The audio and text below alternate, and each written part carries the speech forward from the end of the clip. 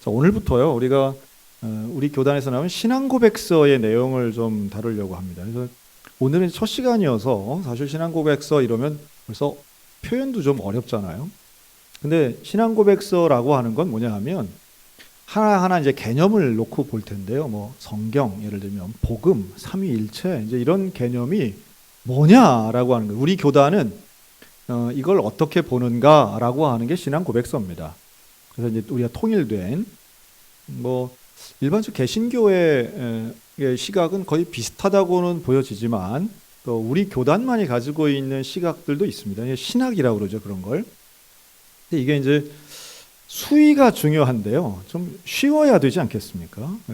당연히 쉬워야 되고 이해가 되면서도 명확해야 됩니다. 그래서 신앙고백서 작업을 사실은 오랫동안 이제 우리 교단에서 하고 드디어 작년에 나왔어요. 그래서 뭐 읽으면 아주 내용이 간단합니다. 아주 단순하고 간단하기 때문에 뭐 이게 뭐 그렇게 대단한 건가라고 하지만 공통적이면서도 보편적인 그리고 우리들만의 이 고백서가 나온 걸 가지고 앞으로 이제 20주 이상 22강까지 있기 때문에 22번에 걸쳐서 이제 할 텐데요. 뭐 그렇다고 해서 뭐 처음 듣는 아주 낯선 이야기는 거의 없습니다. 우리가 다 아는데 그 아는 것들을 들어본 것들을 이렇게 정리하고 다만 요 수요일은 수요일도 그렇고 주일 저녁도 그렇고 조금만 이렇게 이제 복잡하다 하면은 여길 떠나시는 분들이 있기 때문에 우리가 이제 아주 간단하고 쉬우면서도 시각화되어 있는 PPT를 통해서 우리가 좀 시간을 가지려고 해요. 제가 이제 오늘 첫 번째 시간이기 때문에 이렇게 이제 질문을 하나 이제 드리면서 시작합니다. 매일매일 밥은 먹으면서 성경은 매일 읽으십니까? 라는 거예요. 뭐 그렇죠. 여러분 성경 어떻게 매일매일 읽고 계시나요? 그리고 당연히 책으로 된 성경뿐 아니라 스마트폰으로 우리가 읽는 성경 이게 얼마나 우리가 자주 보는가? 유튜브는 매일 보면서 성경을 얼마나 우리가 매일마다 보고 있는가 한번 우리가 좀 생각을 해봐야 되겠죠. 우리 기독교인이라면 당연히 성경을 읽는 것이 중요하다고 생각하면서도 잘 안 읽죠. 이게 이제 기독교하고 제 불교의 좀 차이인 것 같은데요. 여러분 불교인들은 불경을 읽든가요? 읽는 분들도 간혹은 있겠죠. 그런데 불교인이라고 하면서 불경 읽는 분은 제가 잘 못 본 것 같아요. 그리고 사실상 불경 그 책 자체도 얻기도 쉽지 않고요. 그러나 또 이슬람 교도들이 코란을 읽는 거는 아주 열심히 읽습니다. 다만 다른 나라에 있는 이슬람 교도들은 그렇게 코란을 접하기가 쉽지 않아요. 그러니까 이제 다른 종교들을 이렇게 놓고 본다면 무속인들이 뭐 읽는 경전이 사실 대단하게 있지 않고 우리 기독교인이 성경을 읽는다라고 하는 건 상당히 대단한 수준인 겁니다.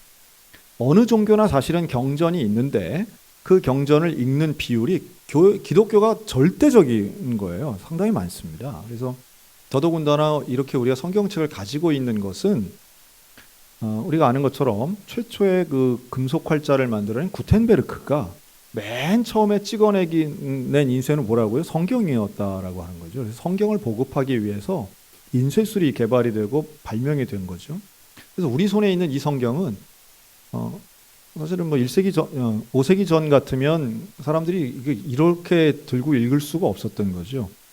근데 우리는 매일마다 읽을 수 있는 성경 책도 있고 스마트폰도 있고 다양한 매체가 있음에도 불구하고 잘 읽지 않는 것. 이게 이제 오늘 좀 예배가 설교 끝나고 성경 읽어야 되겠구나 이 생각만 들면 오늘 1강은 성공했다는 생각이 듭니다. 그래서 이제 밥과 좀 연결한다면 여러분 하나님 말씀은 우리의 영의 양식이라고 하잖아요. 영의 양식, 육체의 양식도 안 먹으면 병에 걸리고 약해지는 것처럼 영의 양식도 사실은 꾸준하게 매일마다 먹어야만 합니다. 우리가 작년에 이 필사즉생이라고 해서 이거 기억나시죠? 우리가 성경 필사하는 운동을 했어요. 그리고 이거 재작년부터 해가지고 지금 우리가 이제 벌써 3년 차가 됐습니다. 우리가 1년에 한 권씩 성경을 필사하겠습니다 해서 시작했는데 한 권 정도가 아니라 1년에 좀 2권씩 쓰고 있습니다. 전교인 힘을 합해서. 그래서 요거 이제 작년에 우리 권사님들 오늘 기도해 주신 이현순 권사님을 포함해서 이렇게 함께 넘겨주세요. 필사했던, 그래서 이렇게 나눠가지고 노트를 나눠서 이제 필사하고 했는데, 사실은 필사한다는 게 한 2년 정도 작업을 하니까 이게 상당히 세심한 일이구나. 첫 해에 우리가 분량을 나누는 것만 해도 이게 사전 작업이 상당히 많이 들어간 일이었습니다. 이제는 뭐 어느 정도 익숙해져서 요거를 인쇄하고 했는데, 뭐 사실 우리가 지금 전체 교인이 달겨들어서 성경 한 권 쓰는 건 그렇게 어려운 일은 아니죠. 그런데 왜 필사를 했을까요? 여러분 이거 생각을 우리 잘 하셔야 됩니다. 왜 우리는 성경 필사를 매년 하고 있는가? 이 필사하는 것은 인쇄술이 발명되기 이전의 히브리인들, 또 지금도 마찬가지인데요. 유대인들은 이런 필사 작업을 아주 열심히 합니다. 쓰는 거죠. 베껴 쓰는 거예요. 근데 이 유대인 필사자들은 이제 특징들이 좀 있는데, 이들에게는 엄격한 규칙이 있어요. 지금도 마찬가지인데요. 필사를 할 때는 옷을 똑같은 걸 입는 거야. 그러니까 이제 사람들끼리 똑같은 걸 입는 게 아니라 본인이 입는 옷을 이 필사할 때 입는 옷이 있는 겁니다. 그리고 오직 검정색만 씁니다. 필사를 할 때는. 그리고 글씨 사이에 간격을 일정하게 합니다. 그리고 마지막, 필사를 하다가 하나님이라고 하는 아도나이나 여호와나 야훼라고 하는 이름을 쓸 때는 이제 그걸 쓰는 순간이 있잖아요. 그때는 왕이 들어와도 쳐다보지 말 것. 이게 이제 필사자들의 어떤 규율이라고 해요. 그럼 이제 엄중했다는 거죠. 그래서 이렇게 한자 한자 쓸 때에 실수하지 않고, 특별히 모음이 없는 히브리어를 쓸 때는 이거 뭐 실수하면은 전혀 다른 뜻이 되기 때문에 또 뭐 지우개가 있는 것도 아니고요. 그래서 수정하지 않고 실수하지 않도록 이제 쓰는 그 한자 한자가, 어떤 면에서는 그 구약 시대 때에 필사자들은요, 성경을 옮겨 쓰는 이 작업 자체가 아주 엄숙한 종교 행위 중에 하나였던 겁니다. 지금도 이제 그 이스라엘에 여행 가면 그 제일 오래되었던 그 사해 사본을 발견한 곳을 가거든요. 그 사해 옆에 있습니다. 이게 이제 사본이 뭐 아주 지금까지 현존하는 것 중에 제일 오래된 것인데, 그 사해 사본을 이렇게 베껴 쓴 공동체, 쿰란 공동체라고 하는데요. 이 사람들이 보여준 그 거룩함, 구별성, 이런 걸 가지고 필사자들이 저렇게 살았구나, 이제 이런 걸 좀 알 수 있는 부분이 있습니다. 제가 우리 집사님 한 분이 쓰신 거를 제가 사진 한번 찍은 적이 있어요. 이게 이제 우리 필사 성경에 이제 일부로 들어갔는데, 이렇게 우리가 이제 꼼꼼하게 한 글자 한 글자씩 쓰지 않습니까? 제가 이제 재작년에 처음 시작하면서 뭐라고 말씀드렸냐 하면, 이 필사 성경은 교회에다 두고 역사로 만들겠습니다. 그랬어요. 역사로 만들겠습니다. 그래서 이제 우리 권사님이, 우리 오늘 기도해 주신 이현순 권사님 같은 경우 이제 앞으로 한 80년 후에 이제 돌아가신다 이렇게 생각을 하면, 오늘 보니까 한 80년 후에 돌아가신다 그러면 그때 이제 후손들이 가지고 우리 부모님, 우리 아버지, 가끔 우리 교회, 지금 이제 우리 교회도 70주년이 이제 얼마 안 남았잖아요. 이렇게 70년, 80년 된 교회들이면 우리 부모님이 이 교회 다녔습니다, 이런 사람들 상당히 있습니다. 그런데 어떤 흔적도 없어요, 사실은. 그렇죠? 자손들이 현재 출석하지 않으면 우리 교회는 어떤 흔적도 없습니다. 그럴 때에 뭐 단순한, 지금 아주 단순한 사례를 하나 말씀드리는 거예요. 그때 필사 성경에 있는 이름을 이렇게 펴본다. 저는 이 자체가 상당히 큰 역사의 흔적이라고 봅니다. 그리고 본인도 마찬가지죠. 이제 내가 20년 전에 썼던 성경을 여기 교회에서 펴본다라고 하는 것을, 여러분 제가 지금 이렇게 얘기할 때는 뭐 그냥 그런가 보다 하지만, 실제로 30년, 40년 후에 있는 역사를 볼 때에 아마 큰 감동이 있으리라고 저는 확신합니다. 최근에도 우리 교회 출신의 목사님이 우리 교회에 오셨었는데요. 오셔가지고 이분은 60년사를 처음 본 거예요. 60년사 책을. 뭐 그럴 수 있잖아요. 그래서 본인이 출석하던 그 8, 90년대의 그 사진들 이렇게 보면서 너무 감동스러워 하시더라고요. 여기 나 있다고 막 이러고 하시던데, 좀 이 필사 성경이 우리 교회에 후손들에게는 조금 역사의 흔적이 되고, 쓰는 우리에게 사실은 의미가 있고 감동이 돼야 된다. 그런 거죠. 성경을 왜 씁니까? 쓰는 것을 통해서 우리는 읽고 또 성경을 보고 그리고 성경을 깨닫고 공부하고 묵상할 수 있다고 저는 봅니다. 여러분, 이 성경은요, 세계 주요 종교의 경전입니다. 기독교는 물론이고요, 유대교와 이슬람교의 경전입니다. 그래서 이 뭐 아주 중요한 종교들이죠. 기독교 그러면 개신교와 천주교 한꺼번에 들어가고요. 유대교는 당연히 구약 성경 자체가 유대교의 경전입니다. 지금도 그들은 보고 있어요. 이걸 토라를 보죠. 모세오경. 다 외웁니다, 이 사람들. 이슬람교도 마찬가지예요. 이슬람교 사람들도 사실은 구약 성경 자체를 다 이해하고 받아들입니다. 세상에서 가장 많이 팔리고 인용되는 책입니다. 여러분, 헐리우드 영화들을 보면 뭐 스릴러든 진지한 영화든 성경 구절 인용하는 건 어렵지 않게 볼 수 있어요. 성경이 사실은 보편성 있는 문화적인 텍스트와 코드로 쓰이는 것을 볼 수 있습니다. 그 세상에서 가장 많은 언어로 번역되어 있는 책, 이게 이제 성경이죠. 성경을 영어로는 바이블이라고 하고요, 라틴어로는 비블리카, 그리스어로는 비블로스라고 하는데, 이것은 그 의미 자체가 성경은 사실은 여러 가지의 그 두루마리 형태로 되어 있는 종이들을 이렇게 묶은 겁니다. 그러니까 이걸 이제 묶였다, 이렇게 엮였다, 같이 이렇게 한데 합했다, 이제 이런 뜻의 단어인데요. 이 성경은 그 자체가 하나의 덩어리를 이루면서도, 그러니까 각각의 두루마리들이 모여가지고 다 저자들이 다른데도 통일성을 가지고 있고, 이것이 다양성과 함께 통일성을 가지고 있는 게 성경의 특별한 특징인데요. 누가 뭐라 해도 성경은 그 통일성에 있어서 하나님의 감동으로 만들어진 책이라는 겁니다. 이게 상당히 중요하죠. 오늘 읽은 디모데후서 3장 15절 밑에 16절에 모든 성경은 하나님의 감동으로 된 것으로 교훈과 책망과 바르게 함과 의로 교육하기에 이제 유익한 책이다. 그래서 이 성경은 하나님의 생각, 하나님의 말씀으로 기록되어 있습니다.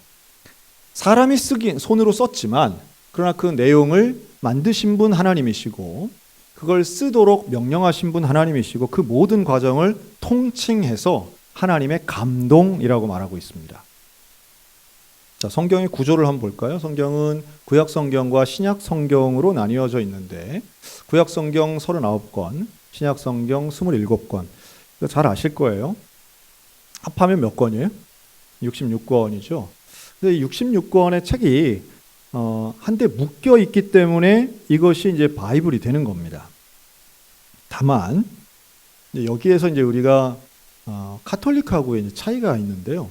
개신교는 이 66권을 정경, 이제 캐논이라고 그러죠.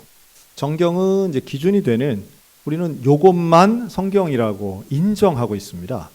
그러나 카톨릭은 여기에 외경이 들어갑니다. 그래서 그 카톨릭에서 보는 성경과 이 현대인의 성경이라는 제목이 붙어 있지만, 우리가 보는 성경이 좀 다르죠.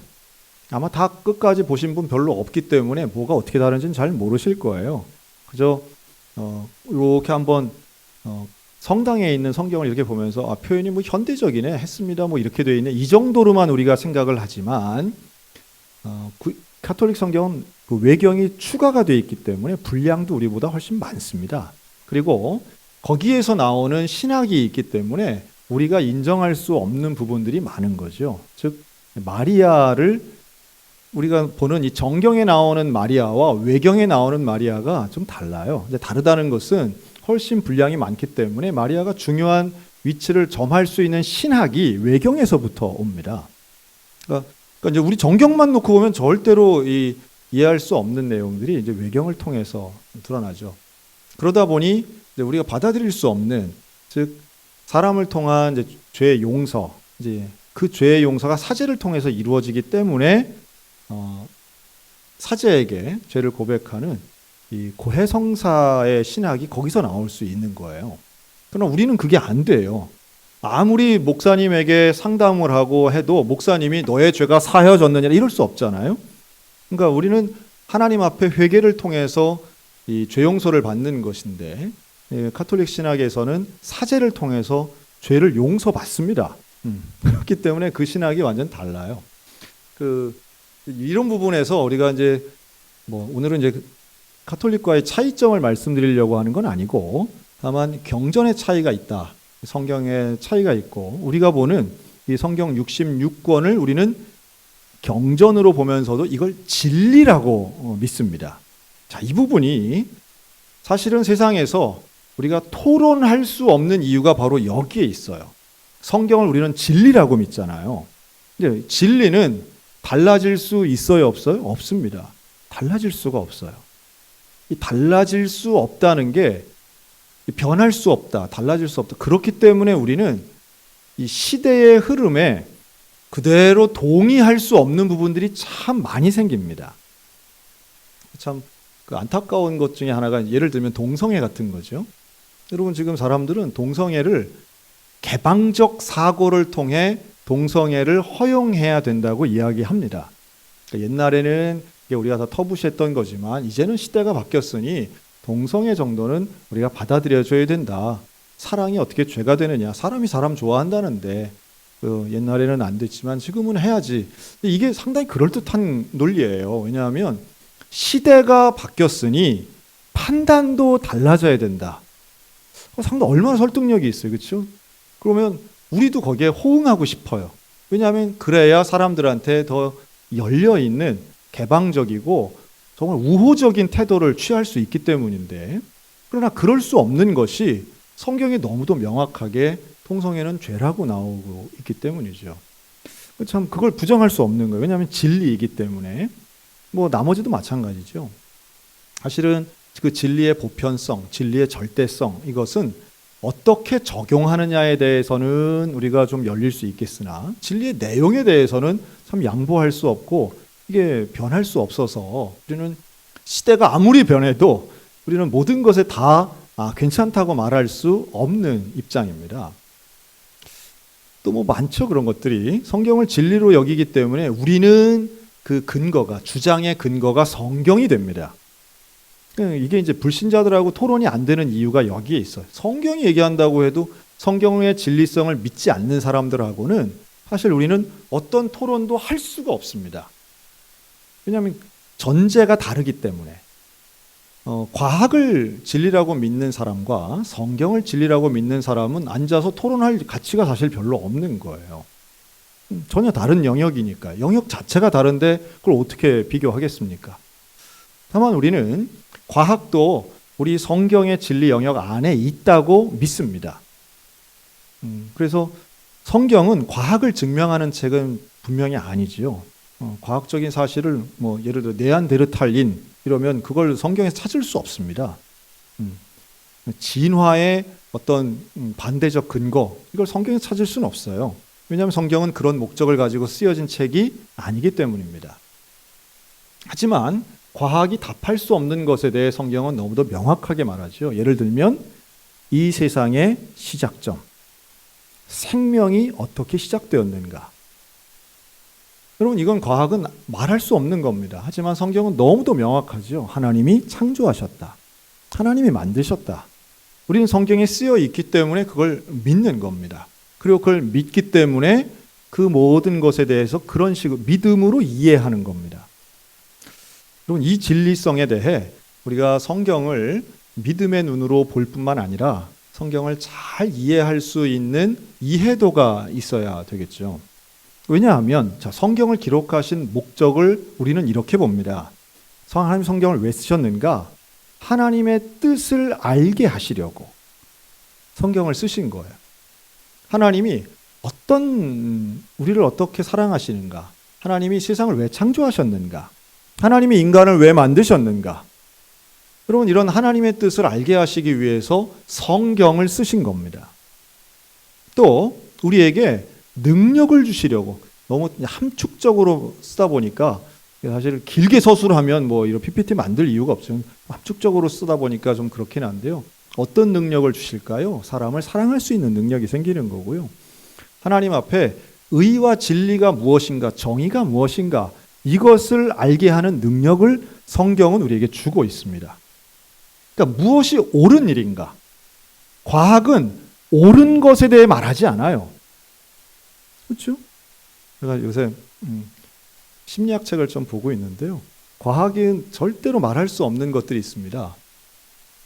여러분, 어린이의 생명과 어른의 생명, 뭐가 더 소중해요? 네? 어린이의 생명과 어른의 생명, 뭐가 더 소중한 겁니까? 뭘 생각하시려고 그래요? 자, 그러면 남자의 생명과 여성의 생명, 뭐가 더 소중해요? 그렇잖아요?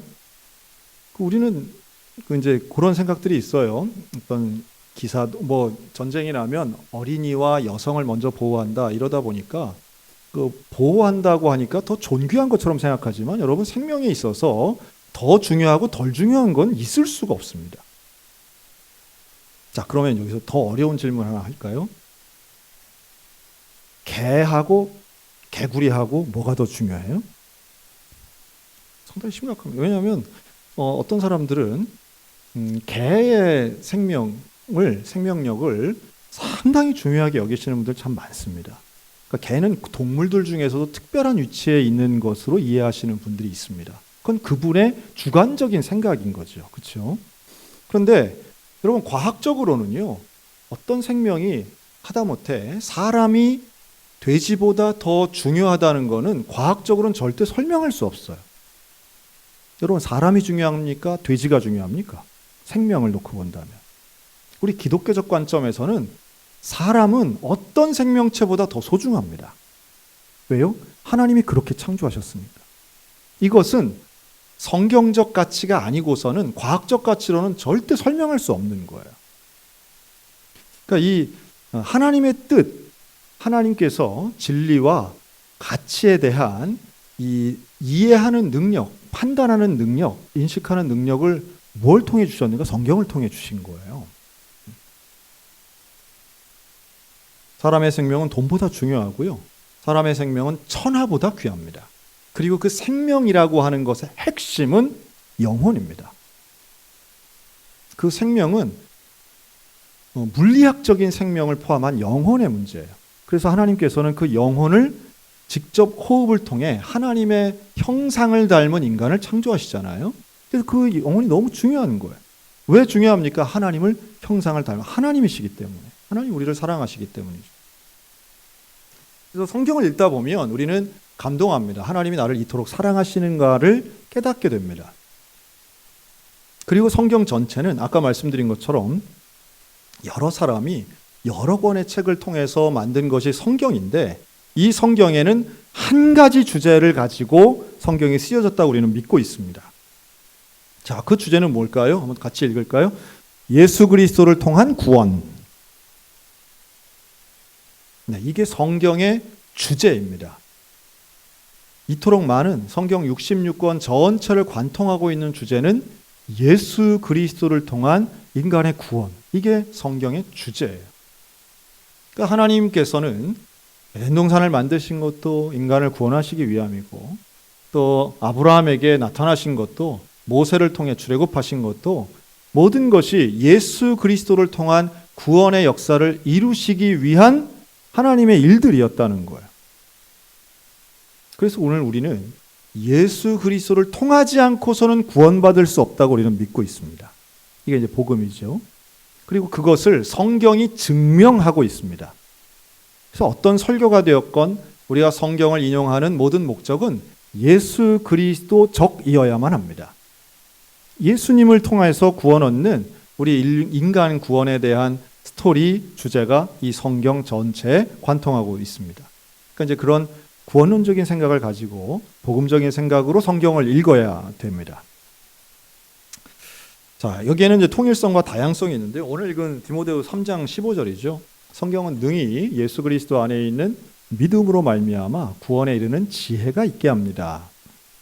성경을 읽으면 바로 그 주제 되시는 예수 그리스도를 통한 구원에 대해 우리는 깨닫게 되고, 그 예수님이 이루신, 그러니까 하나님께서 전체 역사를 통해서 이루신 구원의 역사에 대한 지혜를 가지게 됩니다.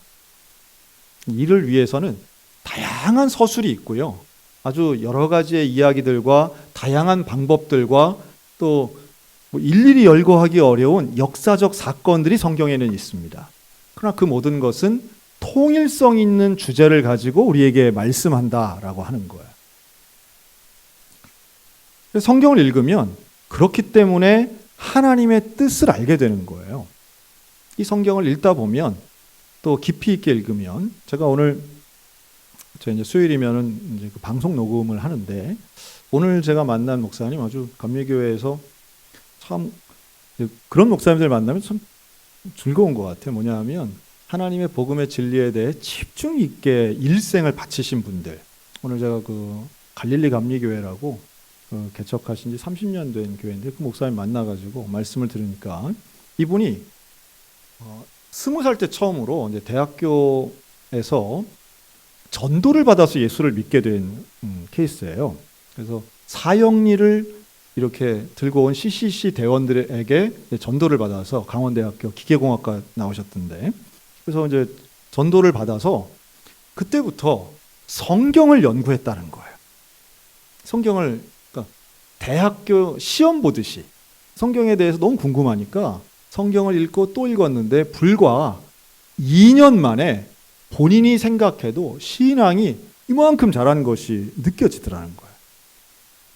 여러분, 성경을 읽는다는 게요, 좀 뭐랄까, 잡지를 읽듯 읽으면 안 됩니다. 성경을 읽을 때 좀 집중하는 시간이 좀 필요해요.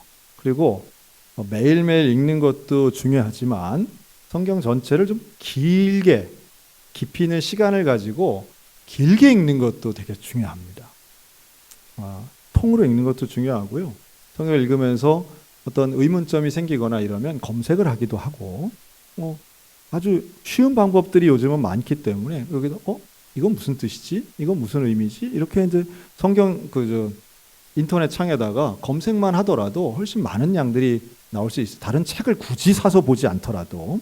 그러니까 성경을 읽을 때에 누구에게 물어보지 않더라도 지금은 얼마든지 그런 툴들이 있어요. 그렇다면 성경을 읽는 그 열심의 마음을 가지고 집중해서 읽다 보면요, 성경 말씀이 나를 이끌어 갑니다. 참 신비한 일인데요. 성경 말씀은 정말 살아있고 운동력이 있어서 우리가 읽으면 읽을수록 정말 나를 사로잡습니다. 하나님의 뜻을 알게 되는 이 신비로운 경험을 하게 되면 놀라운 확신도 갖게 됩니다. 무슨 사람들마다 관심 있는 분야는 책을 읽을 때 막 빨려들잖아요. 추리 소설을 읽다가도 막 빨려들고, 시집을 읽다가도 감동을 받는데, 하나님의 말씀인 이 성경은 정말 우리의 삶에 큰 능력과 은혜를 주기에 충분한 책입니다. 그래서 우리는 하나님 말씀을 읽어야 되는 거예요. 이 성경을 읽다 보면 그 성경의 매력에 이제 빠지게 되기도 하고, 또 하나님 내게 말씀하시는 그 귀한 음성을 듣기도 합니다. 내면적인 음성이죠. 그래서 내가 갖고 있던 심오한 문제들, 근본적인 문제가 어쩔 때는 성경의 단어 하나, 어쩔 때는 그 인물의 사건 하나, 그 인물을 통해서도 내가 정말 대입되고 몰입되는 경험을 하게 됩니다. 결론이죠. 여러분, 성경을 어떻게 대해야 될까요? 읽고 배우고 행해야 합니다. 너무도 명확하죠. 하나님이 우리에게 주시는 이 말씀은요, 교훈과 책망과 바르게 함과 의로 교육하기에 유익한 책입니다. 즉, 내가 올바로 살 수 있도록, 하나님의 뜻대로 살 수 있도록 하는 정말로 귀한 진리의 말씀입니다. 근데 너무도 많은 분들이 하나님의 성경을 잘 읽지를 않죠. 읽을 엄두를 잘 안 내죠. 근데 읽다 보면 정말 쉽게 읽혀지기도 하고, 우리가 모르지 않잖아요. 들은 설교가 얼만큼인데. 우리가 아는 것들을 이렇게 연결만 하더라도 우리의 이해의 폭은 훨씬 더 넓어집니다. 교리를 배우는 이유는 그 의미를 명확하게 하기 위한 거고요. 그러니까 하나의 개념을 아는 것이죠.